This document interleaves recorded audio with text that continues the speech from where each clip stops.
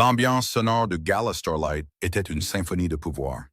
Le tintement des verres de champagne, le murmure des accords à plusieurs milliards de dollars et le crépitement frénétique des appareils photo célébrant le prodige de la tech, Richard Sterling. Il se tenait au centre de tout cela. Son bras était enroulé de manière possessive autour d'une starlette. Elle portait une robe de la couleur de l'air liquéfié. C'était son triomphe. Mais soudain, la symphonie a joué une fausse note. Des hoquettes de surprise ont fait taire la foule, qui s'est écartée comme la mer Rouge. Et elle était là.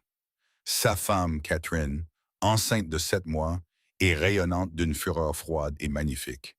Et à son bras, Dominic Knight, le seul homme dont le pouvoir éclipsait celui de Richard, et de 10 fois. Ce n'était pas une confrontation. C'était une déclaration de guerre. Le silence dans le penthouse de la 5e avenue était une entité physique. C'était une couverture lourde et suffocante, tissée de fils de ressentiment inexprimés et de marbre poli. Catherine Sterling se déplaçait à travers les pièces caverneuses. Sa main reposait de manière protectrice sur la courbe douce de son ventre, où leur fils, leur premier enfant, grandissait. Chaque pas résonnait sur les sols blancs et brillants, un métronome solitaire égrenant les secondes de sa prison dorée. Cette maison, autrefois symbole de leur rêve commun, était devenue le mausolée d'un mariage à l'agonie. Richard, son mari, était un fantôme dans leur vie bien avant de commencer à dormir dans le lit d'une autre femme. C'était une créature d'ambition, alimentée par la caféine, les récompenses et la quête incessante de toujours plus. Sterling Innovations, son empire technologique bâti sur les fondations du codage et de l'analyse de marché de Catherine, au début de sa carrière, était sa véritable épouse. Catherine et leur enfant à naître n'étaient que des accessoires décoratifs, la preuve d'une vie bien remplie pour les couvertures de Forbes et de Fortune.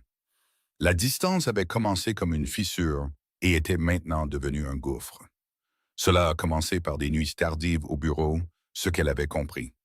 Puis sont venus les voyages d'affaires pendant les week-ends, l'odeur d'un parfum étrange et écœurant sur ses costumes et la façon glaçante dont il avait commencé à la regarder sans la voir.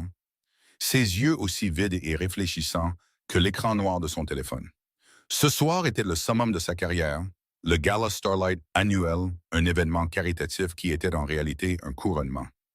C'était la célébration du dernier triomphe de Sterling Innovations, une intégration d'intelligence artificielle révolutionnaire qui promettait de doubler la valorisation de l'entreprise. C'était censé être leur soirée. Ils l'avaient approché ce matin-là, non pas avec la chaleur d'un mari, mais avec l'air froid et détaché d'un responsable des relations publiques, gérant un problème délicat. Il se tenait près des baies vitrées, une silhouette se découpant sur l'horizon de New York, tout en angle vif et en vêtements coûteux. Catherine, commença-t-il, le nom sonnant étranger sur sa langue. À propos du gala de ce soir, elle se détourna de la petite chambre d'enfant à moitié terminée, une minuscule paire de chaussons tricotés à la main. Oui, j'étais justement en train de décider entre le Galliano Bleu Marine ou le Valentino Argenté. L'argenté est un peu plus ample. Elle offrit un petit sourire plein d'espoir. Richard ne le lui rendit pas. Il ajusta ses boutons de manchette en platine, un tic nerveux qu'il avait développé. « Je ne pense pas que tu devrais venir. » Les chaussons semblèrent lourds dans sa main. « Quoi, Richard? C'est le Gala Starlight. Nous préparons ça depuis des mois. C'est notre célébration. C'est ma célébration. » Corrigea-t-il, les mots vifs et précis. « Et toi, tu n'es pas au meilleur de ta forme. C'est une longue nuit, toute cette station debout, les caméras. Ce ne serait pas bon pour toi ou pour le bébé. » Il avait utilisé sa grossesse comme une arme, se servant de la chose même qui aurait dû les rapprocher comme d'un outil d'exclusion. « Je me sens parfaitement bien, » dit-elle, la voix légèrement tremblante. « Mon médecin dit que je suis en excellente santé. Je veux être là pour te soutenir. »« Ton soutien est noté, » dit-il d'un ton dédaigneux. « Mais ma décision est finale. La presse sera comme des requins. Je dois être concentré sur mon jeu. Je ne peux pas m'inquiéter que tu t'évanouisses ou que tu aies besoin de t'asseoir toutes les 5 minutes. Ça donnera une image de faiblesse. Ça donnera une image de faiblesse. » Les mots la frappèrent avec la force d'un coup physique. Il ne s'inquiétait pas pour sa santé. Il s'inquiétait pour son image. Une femme très enceinte n'était pas l'accessoire élégant et dynamique qu'il voulait à son bras ce soir. Elle était un inconvénient, un handicap. « Alors, tu iras seule ?» demanda-t-elle, sa voix à peine un murmure. « Je ne serai pas seule, » Mon équipe sera là. Le conseil d'administration sera là, dit-il en se dirigeant vers la porte, déjà mentalement déconnecté de la conversation. Repose-toi. Commande ce que tu veux. Nous fêterons ça correctement quand je rentrerai. C'était un mensonge, et ils le savaient tous les deux. Ils ne rentreraient pas à la maison, pas avant les petites heures du matin, sentant le champagne et ce même parfum écœurant. La porte se referma derrière lui, et le silence revint en force, plus fort et plus profond qu'auparavant.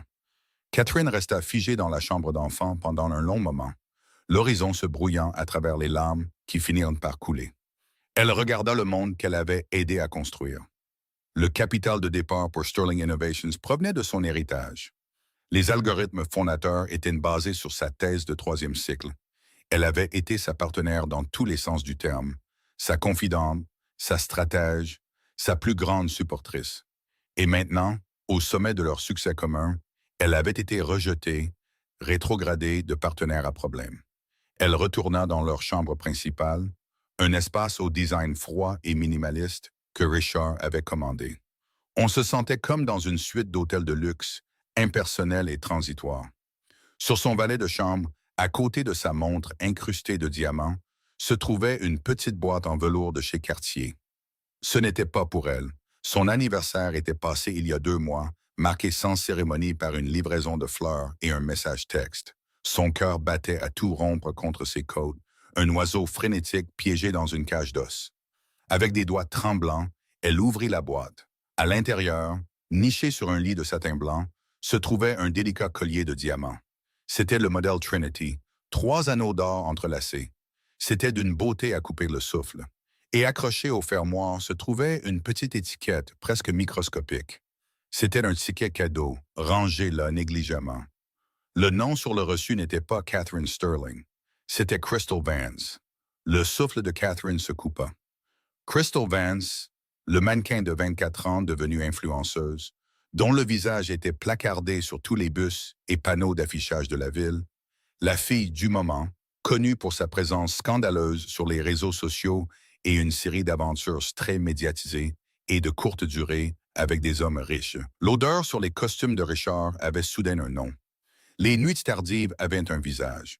La cruauté avait une raison. Une vague de nausée, sans aucun rapport avec sa grossesse, la submergea. Elle recula en trébuchant, s'affaissant sur le bord de leur lit parfaitement fait. La trahison était si flagrante, si totalement irrespectueuse, qu'elle en était presque absurde. Il ne se contentait pas de la tromper. Il se préparait à afficher son infidélité lors de la plus grande soirée de sa carrière, tandis que sa femme enceinte était enfermée dans leur penthouse comme une folle dans le grenier. Il la croyait faible, une créature fragile et hormonale à gérer et à cacher. Il pensait qu'elle resterait assise ici, à pleurer dans un pot de glace et à attendre qu'il revienne avec ses excuses bidons. Un nouveau sentiment, froid et dur comme l'acier, commença à se former au creux de son estomac, chassant le chagrin. C'était la rage, une colère pure et clarifiante qui consuma les larmes et le choc. Il l'avait sous-estimée. Il avait oublié qui elle était avant de devenir Madame Sterling. Il avait oublié le sang des Davenport qui coulait dans ses veines, une lignée de stratèges discrets et déterminés qui ne reculaient jamais, jamais devant un combat. Elle ne serait pas cachée.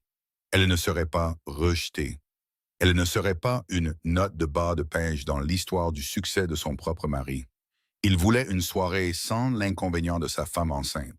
Il voulait briller sous les projecteurs avec son nouvel accessoire poli. Catherine se leva, ses mouvements maintenant stables et déterminés. Elle se dirigea vers son dressing, la boîte Cartier serrée dans sa main. Un plan commença à se cristalliser dans son esprit, audacieux et terrifiant, mais absolument nécessaire. Richard voulait un spectacle. Elle allait lui en donner un. Elle allait leur donner à tous un spectacle qu'ils n'oublieraient jamais.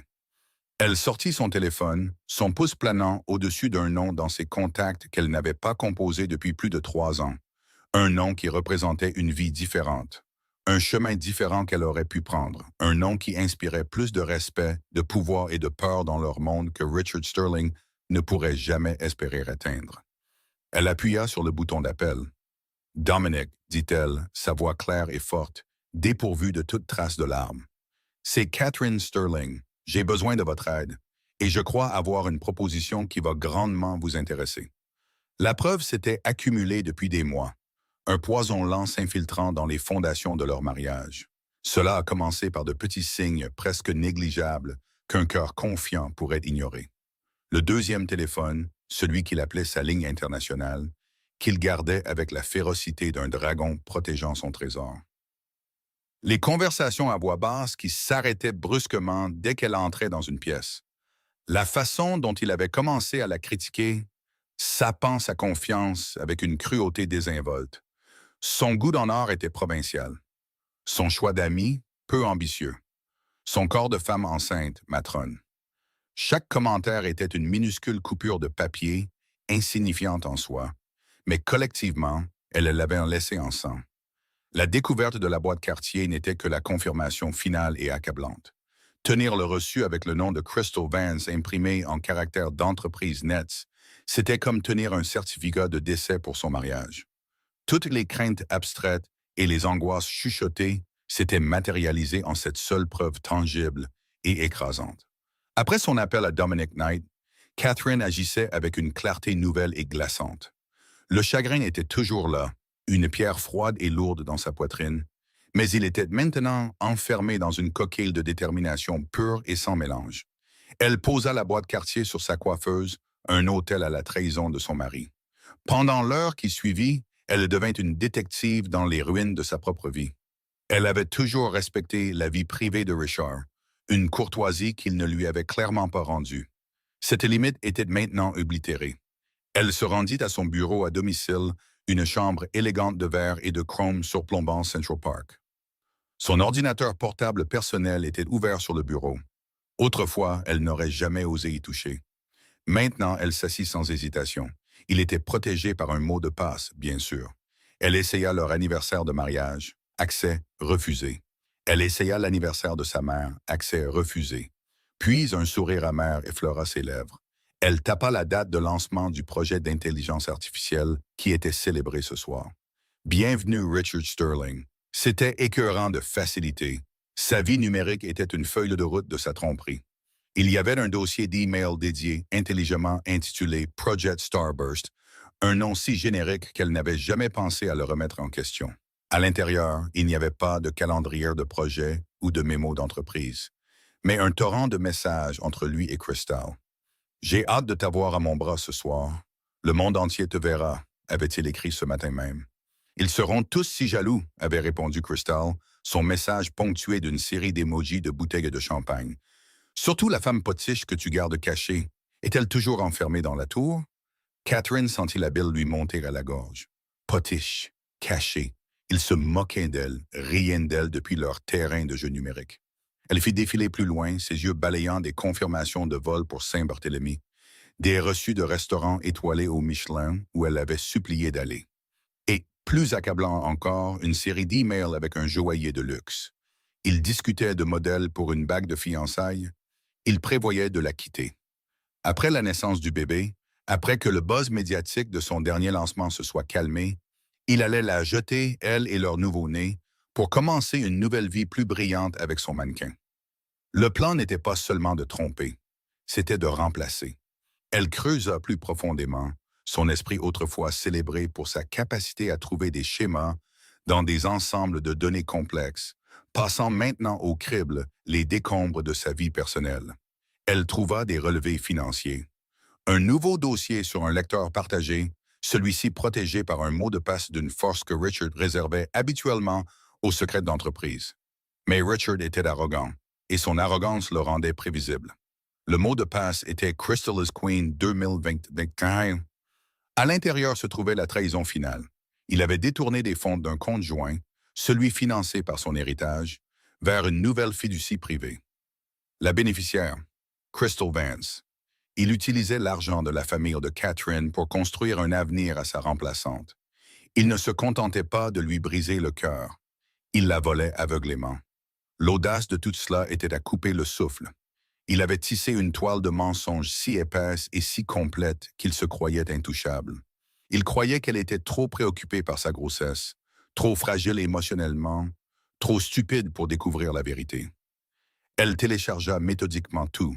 les emails, les dossiers financiers, les itinéraires de voyage. Elle les sauva sur une petite clé USB cryptée qu'elle gardait sur son porte-clés, une relique de son ancienne vie dans la cybersécurité. Le savoir, c'était le pouvoir, et elle était maintenant armée d'un arsenal. Cette preuve changeait tout.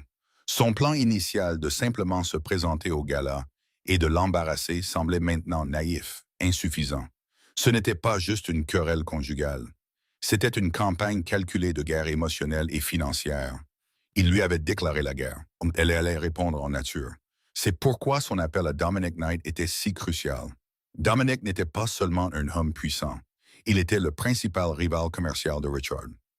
Knight Enterprises et Sterling Innovations étaient les deux titans de l'industrie technologique, se disputant constamment des parts de marché, des talents et du prestige.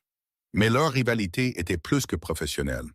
Il y avait une animosité personnelle ancrée dans un accord des années auparavant où Richard avait publiquement et sans scrupule débauché une équipe clé de la division de recherche et développement de Dominic. Dominic Knight était un homme qui n'oubliait jamais un affront. Son histoire avec Dominic était purement professionnelle, mais profonde. 3 ans avant de rencontrer Richard, Catherine, alors Catherine Davenport, était une étoile montante de l'analyse de données. Knight Enterprises avait engagé son cabinet de conseil pour une analyse de marché prédictive à enjeux élevés. Elle avait travaillé directement avec Dominic pendant 6 semaines intenses. Il était brillant, exigeant, et possédait une intégrité qu'elle avait trouvée à la fois intimidante et profondément admirable. Il avait vu son talent, vraiment vu, d'une manière que Richard n'avait jamais eue. Il lui avait offert un poste de direction dans son entreprise, une opportunité en or. Elle l'avait refusé. Une semaine plus tard, elle rencontrait Richard lors d'une conférence technologique. Il était charmant, visionnaire et implacable dans sa poursuite. Il l'avait séduite, la convainquant que leur partenariat, à la fois personnel et professionnel, changerait le monde. Elle avait choisi l'amour, ou ce qu'elle pensait être l'amour, plutôt que la carrière que Dominic lui avait offerte. Une partie d'elle s'était toujours demandé « et si ?» Maintenant, ce choix ressemblait à la plus grande erreur de sa vie. Quand elle l'avait appelé, sa première réaction avait été une préoccupation polie et professionnelle. Mais alors qu'elle exposait la situation, non pas comme une épouse bafouée, mais comme un atout stratégique, le ton de la conversation changea. « Il utilise mon héritage pour financer sa maîtresse et cacher des actifs », avait-elle déclaré, sa voix dénuée d'apitoiement. Mais plus important encore, la nouvelle intégration d'intelligence artificielle de Richard, celle qu'il célèbre ce soir, a une faille critique. Une vulnérabilité de type porte dérobée dont je l'avais averti lors de la phase de conception initiale. Il m'a ignoré, a dit que c'était un risque acceptable pour avancer le lancement. Il y eut une pause à l'autre bout du fil. Elle pouvait presque entendre les rouages tourner dans le formidable cerveau de Dominic. « Continuez, dit-il, sa voix maintenant vive d'intérêt. Il a surendetté l'entreprise pour financer ce lancement, continua-t-elle, arpentant le vaste salon. Il compte sur un déploiement sans faille pour obtenir la prochaine levée de fonds. Si la nouvelle de cette vulnérabilité venait à se savoir, surtout d'une source crédible, son action chuterait avant même l'ouverture des marchés demain. Il serait ruiné. Et vous êtes cette source crédible, termina Dominic pour elle. Vous avez les documents de conception originaux que vous avez rédigés. C'est exact, confirma-t-elle. Je veux être là ce soir, Dominic. Je ne serai pas la femme qu'il cache, mais si j'y vais seul, je suis une figure tragique, une victime. Les médias auront pitié de moi. Si j'y vais avec vous, je suis une menace. Je suis une reine qui vient réclamer son royaume. Le silence s'étira un instant de plus. Puis un petit rire grave gronda au téléphone. C'était un son d'appréciation purement prédatrice. Il a qualifié votre grossesse de handicap qui le ferait paraître faible, songea Dominic, se rappelant ce qu'elle lui avait dit. Je pense, Catherine, que vous êtes sur le point de devenir son plus grand handicap. Ma voiture sera là pour vous à 8 heures précises. Portez quelque chose de magnifique. L'appel se termina. Catherine glissa la clé USB cryptée dans son sac à main. Le dévoilement de la trahison était terminé. Venait maintenant l'heure des comptes. La Bentley noire, élégante et silencieuse comme une panthère, s'arrêta au bord du trottoir à 8 heures du soir précise. C'était un émissaire d'un monde de pouvoir réel, un contraste frappant avec la Lamborghini tape à l'œil de Richard, peinte sur mesure, un véhicule conçu pour crier à l'attention. La voiture de Dominic Knight la chuchotait. Catherine avait passé les heures précédentes dans un tourbillon d'activités concentrées. Les larmes étaient infinies. Le choc s'était durci en une détermination tranchante comme le diamant. Elle avait appelé son avocate personnelle, une femme plus âgée et perspicace nommée Madame Albright, et lui avait fait préparer des requêtes de divorce et de gel des avoirs, prêtes à être déposées dès l'ouverture des marchés le matin. Chaque document qu'elle avait téléchargé de l'ordinateur de Richard était maintenant en sécurité en possession de son avocate. Puis elle avait tourné son attention vers sa propre transformation. Elle avait renvoyé la styliste que Richard employait, une femme qui l'habillait toujours de pastels doux et discrets, des vêtements qui la faisaient se fondre dans le décor. À la place, elle se rendit au fond de son immense dressing, dans une section qui n'avait pas été touchée depuis des années. Là, elle trouva ce qu'elle cherchait.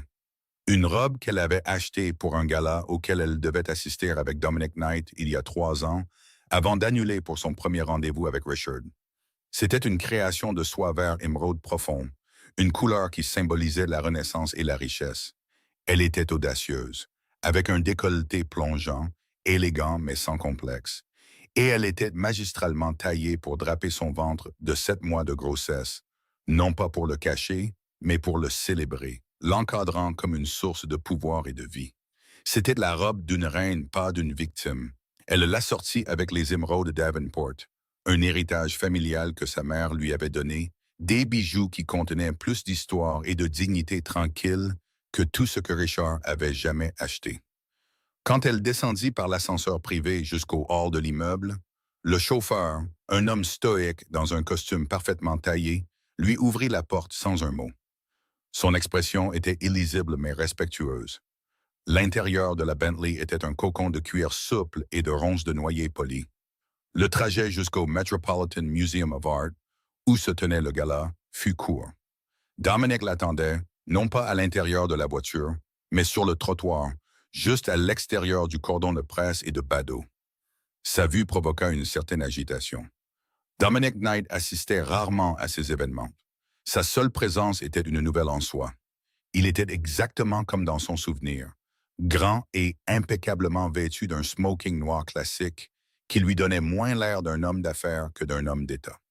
Ses cheveux sombres étaient parsemés de fils d'argent distingués aux tempes, et ses yeux, d'un gris perçant, ne manquaient rien. Il brillait d'une intelligence ironique et de quelque chose d'autre, une intensité calme et inébranlable. Il se tourna alors qu'elle sortait de la voiture, et ses yeux la parcoururent. Il n'y avait aucune pitié dans son regard, seulement un respect profond et sincère dont elle réalisa qu'elle avait cruellement manqué. « Catherine, dit-il, sa voix un baryton grave qui perçait le bruit de la ville. Vous êtes magnifique. La couleur de l'argent, ai-je pensé, répondit-elle, un petit sourire ironique touchant ses lèvres pour la première fois de la journée. Il lui offrit son bras, et de la vengeance. Son propre sourire était mince mais sincère. Et en prenant son bras, elle sentit un courant de force solide et inébranlable. Ce n'était pas le pouvoir volatile et performatif que Richard projetait. C'était la certitude tranquille et fondamentale d'un homme qui avait bâti un empire et n'avait rien à prouver. Au lieu de se diriger directement vers le tapis rouge, il la guida vers un endroit calme près de la fontaine, à l'abri de la majorité de la presse. Les flashs des appareils photo formaient une toile de fond frénétique et stroboscopique à leur conversation. « Êtes-vous prête pour ça ?» demanda-t-il, ses yeux gris scrutant les siens. « Une fois que nous aurons monté ces marches, il n'y aura pas de retour en arrière. L'histoire sera écrite par eux. » Il fit un geste vers la meute de médias. « Et nous ne pourrons que guider le récit, pas le contrôler. »« Je suis plus que prête, » dit Catherine, sa voix ferme. « C'est lui qui a rendu cela public, pas moi. Il a choisi ce lieu pour m'humilier. C'est lui qui devra vivre avec les conséquences de sa propre arrogance. » « Bien, » acquiesça Dominic, une lueur d'approbation dans les yeux. « Mon équipe est en place. J'ai 2 des chroniqueurs économiques les plus influents du Wall Street Journal et du Financial Times à ma table. Quand vous donnerez le signal, je m'assurerai qu'ils écoutent. »« Le signal? Ça? » demanda-t-elle. « Oui, » Richard va sans aucun doute faire une scène. C'est un narcissique et les narcissiques ne supportent pas qu'on leur vole la vedette. Il s'approchera de vous.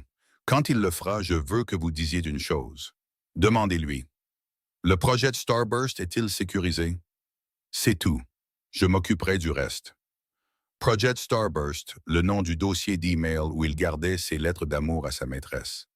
C'était une frappe parfaite et codée. Pour tout étranger, cela ressemblerait à une question commerciale inquiète. Pour Richard, ce serait un message clair et sans équivoque. Je sais tout. Et les informations sur la vulnérabilité de la porte dérobée? Demanda-t-elle. Ma division de cybersécurité effectue déjà un diagnostic discret sur le code public. Ils pensent avoir trouvé l'exploit que vous avez décrit. Nous ne le divulguerons pas encore. Nous allons laisser Richard transpirer. Demain, Mme Albright déposera vos requêtes.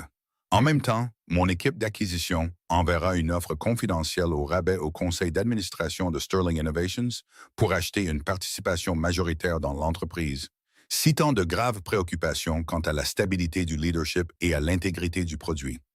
Nous leur présenterons les preuves de ces malversations financières et de la faille de sécurité. Le conseil sera obligé de choisir. Protéger leur PDG ou protéger leur investissement. Je vous assure qu'ils choisiront leur investissement. Le souffle de Catherine se coupa dans sa gorge. C'était plus qu'elle n'aurait jamais pu orchestrer seule. Il ne l'aidait pas seulement. Il montait une prise de contrôle d'entreprise à grande échelle, utilisant ces informations comme fer de lance. « Pourquoi faites-vous tout cela, Dominique ?» demanda-t-elle, ayant vraiment besoin de savoir. « C'est un risque énorme pour vous aussi. » Il détourna le regard un instant, son regard fixé sur la magnifique façade illuminée du musée. « Il y a 3 ans, je vous ai dit que votre talent était gaspillé. Je vous ai offert une chance de construire quelque chose de réel. Vous l'avez choisi. J'ai respecté votre choix, mais je n'ai jamais respecté l'homme. Je méprise les tyrans, Catherine. Et j'ai pour politique de longue date de ne pas laisser des imbéciles arrogants contrôler une technologie qui a le potentiel de changer le monde. Il est un handicap pour toute l'industrie. Le retirer n'est pas seulement bon pour vous. C'est bon pour les affaires. » Il se tourna alors vers elle, son expression s'adoucissant presque imperceptiblement. « Et d'ailleurs, ajouta-t-il, sa voix plus basse maintenant, « je suis aussi un homme qui croit que la loyauté et la brillance doivent être récompensées.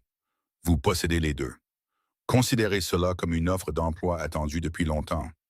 Quand tout cela sera terminé, je crée une nouvelle division de recherche et développement axée sur l'intelligence artificielle éthique et je veux que vous la dirigiez. » Des larmes piquèrent les yeux de Catherine, mais cette fois, ce n'étaient pas des larmes de chagrin ou de trahison.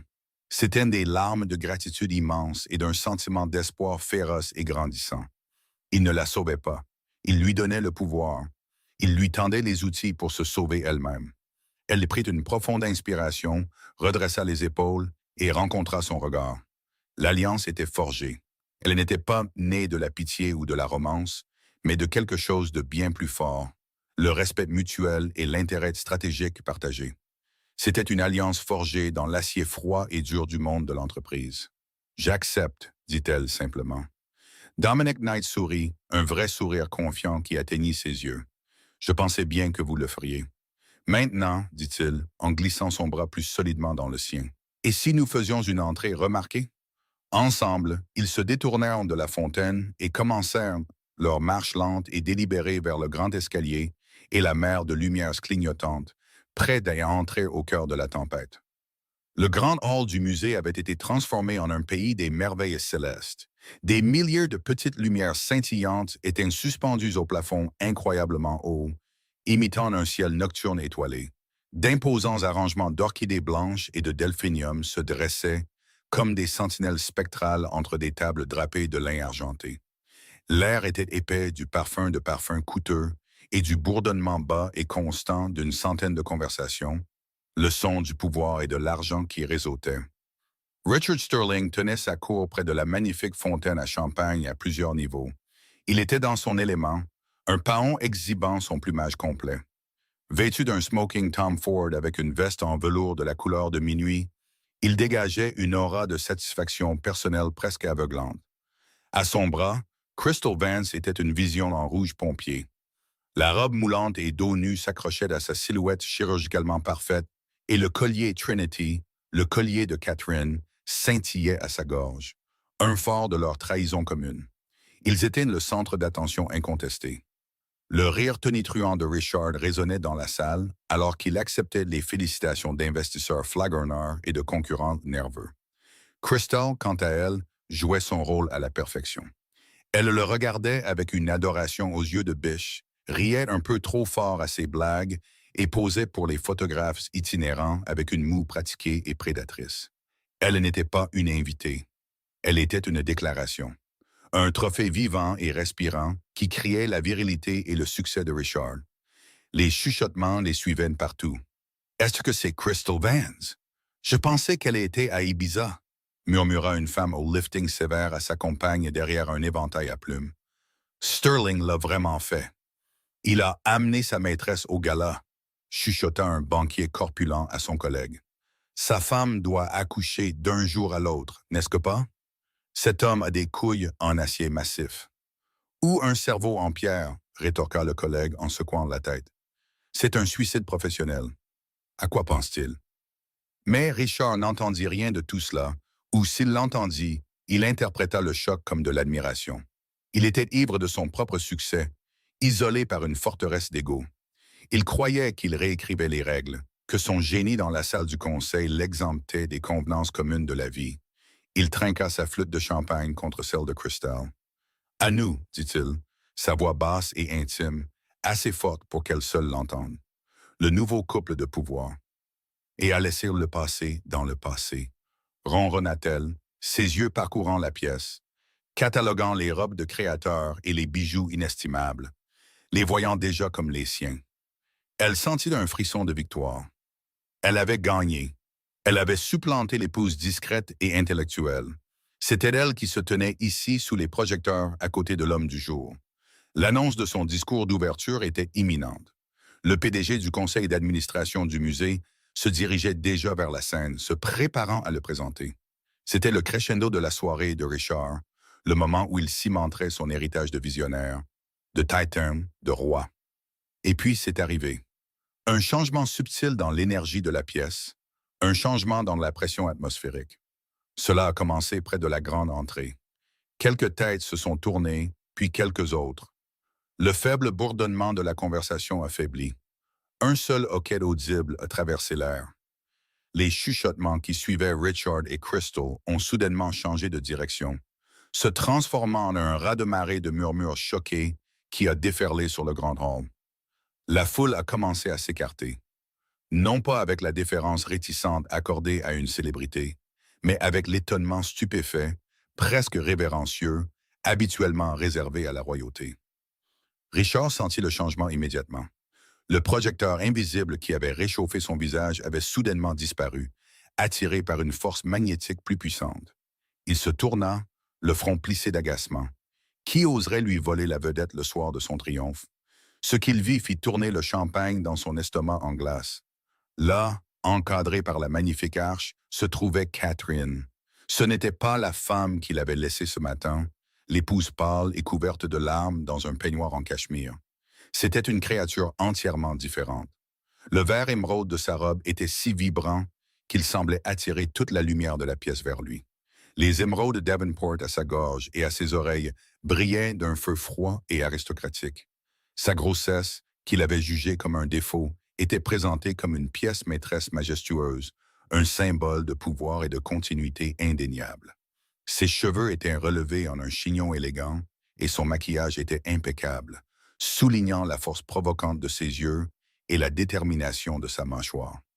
Elle était à couper le souffle. Elle était terrifiante. Et elle n'était pas seule. À son bras se trouvait Dominic Knight. Si l'apparition de Catherine était un choc, celle de Dominic était un cataclysme. La pièce tomba dans un silence stupéfait, presque complet. Les photographes qui grouillaient autour de Richard et Crystal quelques instants auparavant se sont pratiquement piétinés en reculant, leurs objectifs pivotant pour capturer ce nouveau développement impossible et électrisant. Les flashs éclatèrent en une volée frénétique et aveuglante. Dominic Knight, le milliardaire reclus, l'empereur incontesté du monde de la technologie, à un gala célébrant son principal rival, et avec la femme enceinte de son rival à son bras.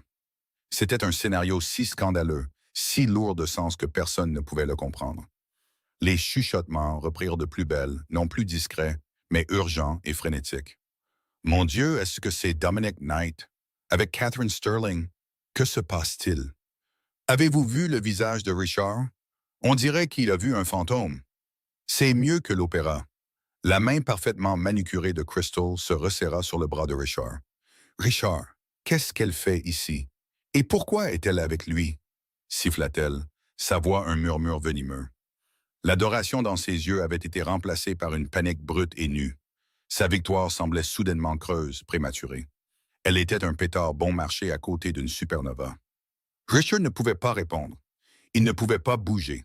Son esprit luttait pour comprendre la scène devant lui. Catherine, qui était censée être à la maison en train de pleurer, ici, ressemblant à une reine guerrière. Et Dominic Knight, son ennemi juré, l'air aussi suffisant et imperturbable que l'une montagne. Cela n'avait aucun sens. Le scénario soigneusement construit pour sa nuit parfaite venait d'être incendié.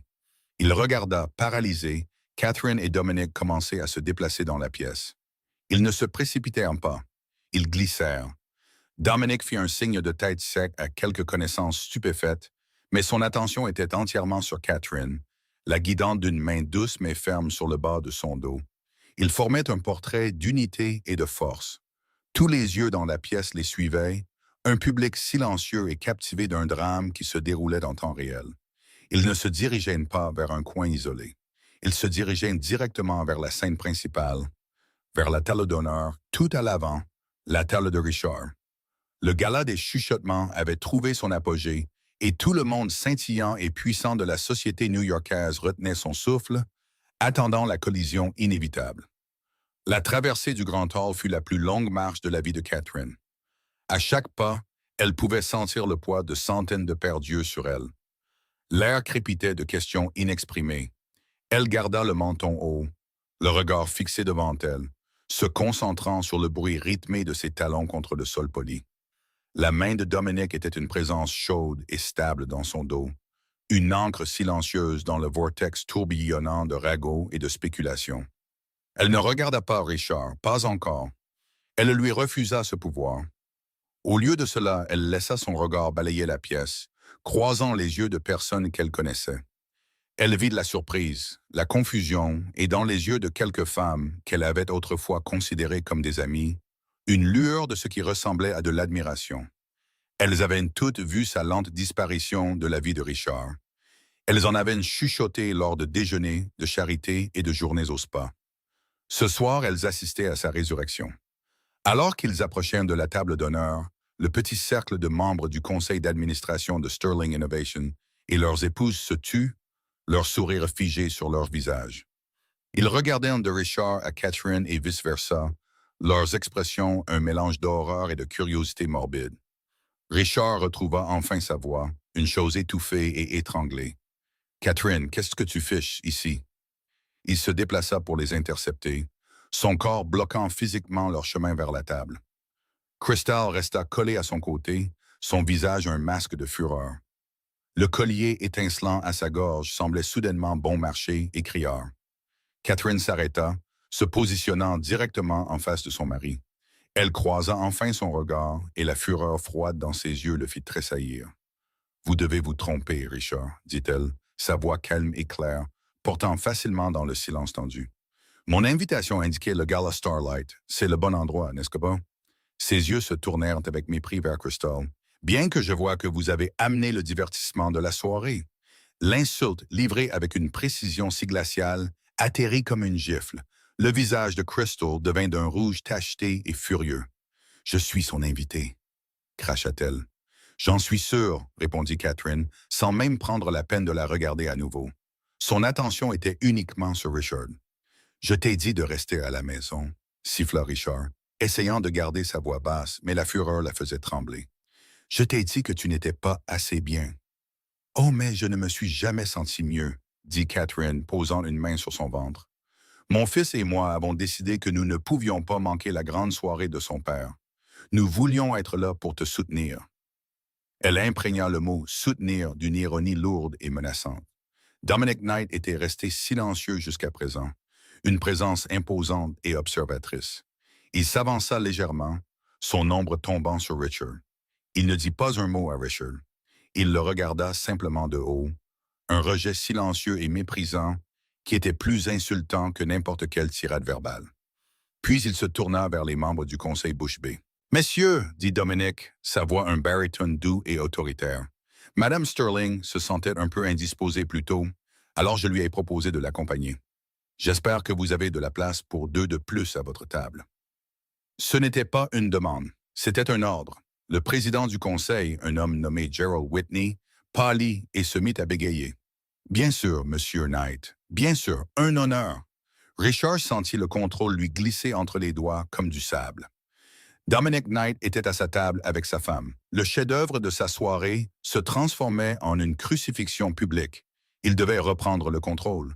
« C'est une table privée, Dominic, » gronda Richard, « et c'est une affaire de famille. »« Il me semble, » répondit Dominic, sa voix dangereusement douce, « que vous en avez fait une affaire publique au moment où vous êtes entré ici avec cette personne. » Il lança à Crystal un regard d'un dégoût si profond qu'elle recula physiquement. « Catherine est votre femme et la mère de votre héritier. Sa place est ici. La question est-ce que la sienne l'est? » Il fit un geste vague vers Crystal. L'air était électrique. Les invités des tables voisines tendaient le cou sans vergogne pour entendre. Les photographes étaient en frénésie, leur flash créant un effet stroboscopique incessant et désorientant. C'était le moment. Le signal. Catherine regarda directement dans les yeux paniqués et furieux de Richard. Elle se pencha légèrement, comme pour partager un secret intime, et modula sa voix juste assez bas pour que seuls Louis et ceux à la table puissent entendre clairement. « Tu as raison, Richard. Nous devrions célébrer ton succès. Après tout, tant de choses en dépendent, dit-elle, sa voix une menace soyeuse. « Dis-moi, le projet de Starburst est-il sécurisé? » La réaction fut instantanée. Le sang quitta le visage de Richard, ses yeux s'écarquillèrent de terreur pure et sans mélange. Le nom secret et intime de sa liaison, de sa trahison, prononcé des lèvres de sa femme dans ce forum public, fut un coup dévastateur. C'était un coup direct sous la ligne de flottaison. Il comprit immédiatement. Elle savait tout. Les mondes soigneusement compartimentés qu'il avait construits venaient de entrer en collision et d'exploser. Il la regarda, sans voix. Toute la fanfaronnade, toute l'arrogance s'évaporèrent, laissant derrière un homme vidé en état de choc. Dominic Knight vit son ouverture. Il se tourna vers Gerald Whitney, le président du conseil, et les 2 chroniqueurs économiques qu'il avait invités à sa table, qui s'étaient maintenant commodément rapprochés du drame en cours. Richard a l'air un peu secoué, observa Dominic d'un ton conversationnel, un prédateur jouant avec sa proie. Il a tout mis en jeu pour ce nouveau lancement, un risque admirable, mais j'ai entendu des rumeurs dans la rue, des inquiétudes sur l'intégrité du produit. Si quelque chose tournait mal, s'il y avait une vulnérabilité, par exemple, les retombées seraient catastrophiques pour ces investisseurs, n'est-ce pas, Gerald? Gerald Whitney se mit à transpirer abondamment. Le langage codé était clair. Dominic Knight, l'homme le plus puissant de leur industrie, remettait publiquement en question la viabilité du produit fort de Richard juste devant la presse et le conseil d'administration. Richard balbutia finalement. Il n'y a pas de vulnérabilité. Le système est parfait. Vraiment? Demanda doucement Catherine, son regard inflexible. Parce que je crois me souvenir d'une conversation que nous avons eue sur une porte dérobée potentielle dans l'algorithme d'authentification principale. J'espère que tu l'as corrigé. Ce serait dommage que tout ce que tu as construit soit si peu sécurisé. Elle venait de le confirmer. L'épouse, la cofondatrice, la femme qui avait écrit le code original, soutenait les chuchotements de Dominic. Ce n'était plus une rumeur. C'était une menace interne. La grande entrée était terminée. Catherine n'avait pas eu besoin de crier ou de faire une scène. Avec seulement quelques mots bien choisis, elle avait éviscéré la crédibilité de son mari, terrifié son conseil d'administration et planté une graine de doute qui allait devenir une forêt de panique financière. Elle lui avait volé la vedette, non pas en étant plus bruyante, mais en étant plus intelligente. L'annonceur sur scène, ignorant le drame à enjeu élevé, choisit ce moment précis pour taper sur le microphone. « Mesdames et messieurs, si vous pouviez, s'il vous plaît, prendre vos sièges. J'ai le grand honneur de présenter l'homme de l'heure, le PDG visionnaire de Sterling Innovations, Monsieur Richard Sterling. Une poignée d'applaudissements confus ondula dans la salle. Richard se tenait figé, un cerf dans les phares, le sang rugissant dans ses oreilles. Son grand moment était arrivé, mais son royaume s'effondrait déjà autour de lui. Le discours d'ouverture de Richard Sterling fut un désastre. Le visionnaire confiant et charismatique que le monde attendait fut remplacé par un homme balbutiant et en sueur qui avait l'air d'avoir assisté à son propre enterrement. Il perdit ses notes, se répéta, et ses yeux ne cessaient de se diriger nerveusement vers la table d'honneur, où Catherine était assise avec une expression de sérénité, murmurant occasionnellement quelque chose à Dominic Knight qui le faisait hocher la tête gravement. Chaque mot que Richard prononçait sur la sécurité, l'innovation et un avenir sans faille était rendu vide de sens par la scène qui se déroulait devant le public.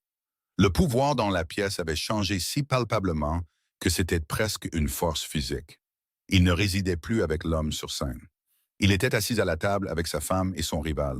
Les chuchotements pendant le discours ne portaient plus sur sa liaison, mais sur la stabilité de son entreprise. Avez-vous entendu ce que Knight a dit?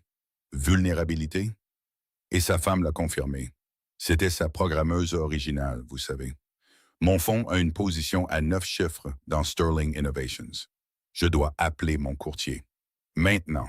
Au moment où Richard termina son discours tronqué sous des applaudissements faibles et incertains, le mal était fait. Plusieurs investisseurs de premier plan quittaient déjà le gala, le visage sombre, alors qu'ils tapaient furieusement sur leur téléphone. Richard retourna à la table en titubant, le visage cendré. Crystal, qui était restée debout maladroitement près de la fontaine à champagne, se précipita à ses côtés. « Richard, fais quelque chose, » siffla-t-elle. « Ils nous regardent tous. Elle est en train de tout gâcher. » Mais Richard l'entendit à peine. Il fixa Catherine. Son expression était un cocktail toxique de haine et de peur.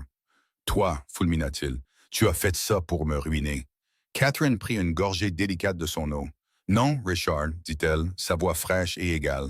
Tu t'es fait ça tout seul. Je suis juste là pour m'assurer que la vérité est aussi son projecteur. » Dominic Knight se leva, un signal que leur participation à la soirée était terminée. « Catherine, je crois que nous en avons assez vu. Je vais demander à mon chauffeur de vous ramener à la maison. » Il baissa alors les yeux sur Richard, ses yeux brillants comme des éclats de glace. « Profitez de ce qui reste de votre soirée, Sterling. Je suppose que vous aurez une journée chargée demain. » Sur ce, Louis et Catherine se tournèrent et s'éloignèrent, laissant un cratère de chaos dans leur sillage. Leur sortie fut aussi puissante que leur entrée. Ils n'étaient pas venus pour plaider ou pour se battre. Ils étaient venus pour délivrer un message, et leur mission accomplie, ils sont simplement partis. Dès leur départ, la table fut assaillie par les deux chroniqueurs économiques. « Monsieur Sterling, pouvez-vous commenter les préoccupations de sécurité soulevées par Monsieur Knight? Est-il vrai que votre femme, cofondatrice, a mis en garde contre une faille fatale dans votre nouvelle intelligence artificielle? » Richard les bouscula, attrapant le bras de Crystal et l'entraînant vers la sortie. « Pas de commentaires !» cria-t-il, son sang-froid complètement brisé. Le gala, son couronnement, était devenu son humiliation publique. Les flashs le suivirent, ne capturant pas un PDG triomphant, mais un homme paniqué fuyant la scène de sa propre chute. Les retombées furent immédiates et brutales. Les premiers indicateurs de pré-marché des bourses asiatiques montraient l'action de Sterling Innovation en chute libre. Au moment de l'ouverture de la bourse de New York à 9h30 du matin, ce fut un bain de sang. L'action a plongé de plus de 40% dans la première heure, effaçant des milliards de dollars de capitalisation boursière. À 9h35, Mme Albright a déposé la requête de divorce, citant l'infidélité et la fraude financière. Simultanément, elle a déposé une requête d'urgence pour geler tous les actifs communs de Richard et Catherine, le coupant effectivement de la fortune qu'il utilisait pour financer sa liaison. À 10h du matin, le conseil d'administration de Sterling Innovations a reçu une offre confidentielle formelle de Knight Enterprises. L'offre visait à acquérir une participation majoritaire de 50 et 1% dans l'entreprise à une fraction de sa valeur de la veille. L'offre était accompagnée d'un dossier discret mais détaillé compilé par l'équipe de Dominic et présentant les preuves de Catherine. Il exposait le détournement de fonds de Richard des comptes joints et fournissait un rapport technique préliminaire sur la vulnérabilité de la porte dérobée dans le nouveau système d'intelligence artificielle. Le message était clair. Votre PDG est un fraudeur et votre produit phare est compromis. Votre action est en chute libre. Nous sommes votre seule issue.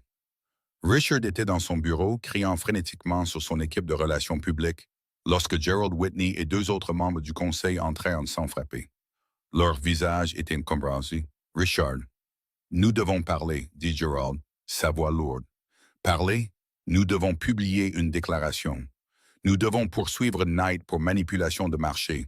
Nous devons la détruire, » ragea Richard, arpentant la pièce comme un animal en cage. « Non, Richard, » dit Gerald, posant l'offre de Knight Enterprises sur son bureau. « Ce dont nous avons besoin, c'est de votre démission, avec effet immédiat. » Richard fixa le document, la bouche bée. « Ma démission, c'est ma société. Vous ne pouvez pas faire ça. »« Nous le pouvons et nous le faisons, » dit froidement un autre membre du conseil. « Vous avez exposé cette entreprise à un risque financier et de réputation catastrophique. Vous nous avez menti sur l'intégrité de l'intelligence artificielle et vous êtes devenu un cauchemar de relations publiques. » Le conseil a tenu un vote d'urgence. « Nous acceptons l'offre de M. Knight. C'est le seul moyen de stabiliser l'action et de sauver l'entreprise de l'effondrement complet. » Le coup de maître était complet. Il avait été exécuté avec la précision rapide et impitoyable d'une frappe militaire. Les connaissances internes de Catherine, combinées au pouvoir corporatif de Dominic, avaient créé une force imparable. Richard avait été tellement concentré sur la trahison personnelle qu'il n'avait absolument pas vu l'échec et mat professionnel jusqu'à ce qu'il soit trop tard. Il avait été déjoué à chaque tournant. Plus tard dans la journée, un Richard brisé et vaincu retourna au penthouse de la 5e avenue pour trouver les serrures changées. Un agent de sécurité stoïque lui tendit une boîte contenant quelques effets personnels et un avis juridique l'informant qu'il était interdit d'accès au lieu en attendant le règlement du divorce. Il essaya d'appeler Crystal. Son téléphone tomba directement sur la messagerie vocale. Il vérifia ses réseaux sociaux. Son fil d'actualité, autrefois rempli de photos flatteuses de lui et de ses cadeaux, avait été nettoyé. Il y avait un nouveau post, une photo d'elle à l'aéroport avec la légende. En route pour de nouvelles aventures, tellement important de couper les personnes toxiques de sa vie, prendre soin de tout nouveau départ. Elle avait abandonné le navire en perdition sans une seconde pensée. Le collier Trinity probablement déjà chez un prêteur sur gage. Richard Sterling, le milliardaire visionnaire, l'homme de l'heure, se retrouva avec rien. Il se tenait seul sur le trottoir de la 5e avenue, un paria dans un costume Tom Ford, regardant la maison où il ne pouvait plus entrer. Son empire et sa vie, totalement et irrévocablement détruits. 6 mois plus tard, Catherine Davenport se tenait dans son bureau d'angle chez Knight Enterprises, regardant la première neige de l'hiver poudrer l'horizon. Elle n'était plus Catherine Sterling, la femme du milliardaire. Elle était la directrice de la nouvelle division de développement de l'intelligence artificielle éthique, un titre gagné par pure brillance.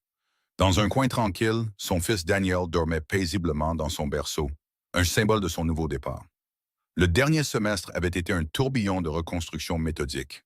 Sa division faisait déjà des vagues, transformant la vulnérabilité même que Richard avait ignorée en un protocole de sécurité révolutionnaire. Elle avait transformé une arme utilisée contre elle en un bouclier pour le monde. Le divorce avait été rapide et final. Face à des preuves irréfutables de sa fraude, Richard fut laissé comme un exemple de disgrâce, ses tentatives de lancer une nouvelle entreprise échouant spectaculairement car aucun investisseur ne voulait le toucher. Crystal Vance avait disparu tout aussi rapidement, ses réseaux sociaux montrant une nouvelle vie à Dubaï, chassant éternellement la prochaine fortune. Un léger coup à la porte fit entrer Dominic Knight dans la pièce, tenant 2 tasses de café. Leur partenariat s'était installé dans un profond respect mutuel. « J'ai vu les nouvelles sur l'entreprise de Richard, » dit-il doucement, lui tendant une tasse. « Il a bâti son empire sur une fondation de mensonges. Il allait toujours s'effondrer. » Catherine hocha la tête, regardant son fils endormi. Certaines personnes n'apprennent jamais que la confiance, une fois brisée, ne peut être rachetée. Elle se tourna vers Dominic, son expression sincère. « Merci pour tout, pour avoir cru en moi. » Il croisa son regard, ses propres yeux remplis d'admiration. « Catherine, je ne vous ai pas sauvé. J'ai juste ouvert la porte. C'est vous qui avez eu le courage de la franchir, de construire tout cela. Elle sourit, un sourire sincère et radieux qui atteignit ses yeux. Elle regarda le visage paisible de Daniel, puis la ville tentaculaire à l'extérieur, une ville qui fut autrefois sa prison et qui était maintenant son royaume. L'avenir n'était pas écrit, mais pour la première fois depuis très longtemps, elle savait avec une certitude absolue que c'était elle qui tenait le stylo. Alors, quelle est la vraie leçon de l'incroyable histoire de Catherine? C'est un rappel brutal que dans le monde des ultra-riches, l'amour et les affaires peuvent devenir un champ de bataille brutal, et une image publique est une arme qui peut se retourner contre vous en un clin d'œil. Catherine n'a pas seulement obtenu sa vengeance, elle a exécuté un coup d'état d'entreprise et personnel sans faille.